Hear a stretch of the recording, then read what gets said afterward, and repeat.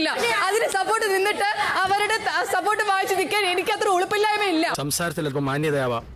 ഇതിലും ചീപ്പായ ഒരു വാക്ക് കിട്ടാനില്ല എനിക്ക്. എങ്കിൽ മിണ്ടാതിരിക്കുന്നതാണ് ഭേദം. അയ്യ, ജോലി ചെയ്ത് തന്നെ നിൽക്കുന്ന രണ്ടുപേരാണെങ്കിൽ റെസ്പെക്ട് ചെയ്തത്, അങ്ങനെ നിൽക്കുന്നവരല്ല.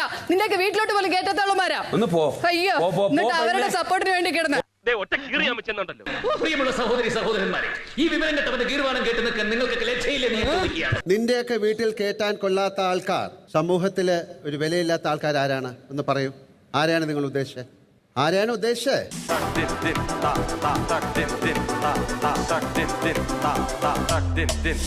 എല്ലാവരും ഒരുപോലെയാണ് ഞങ്ങൾക്ക്. വിദ്യാഭ്യാസം ആഭാസമാക്കി മാറ്റരുത്. മാറ്റാം സാർ. മാറ്റില്ല സാർ. ആരാണ് വീട്ടിൽ കേട്ടാൻ കൊള്ളാത്ത ആൾക്കാർ? ആരാണ് അവിടെ ജോലി ചെയ്യാതെ ജീവിക്കുന്ന ആൾക്കാർ? നിങ്ങൾ ആരെയാണ് ഉദ്ദേശിച്ചത്? ആരാണ്? ലക്ഷ്മി എന്നെ പറയൂ. ലക്ഷ്മി, ആരെയാണ് ഉദ്ദേശിച്ചത്?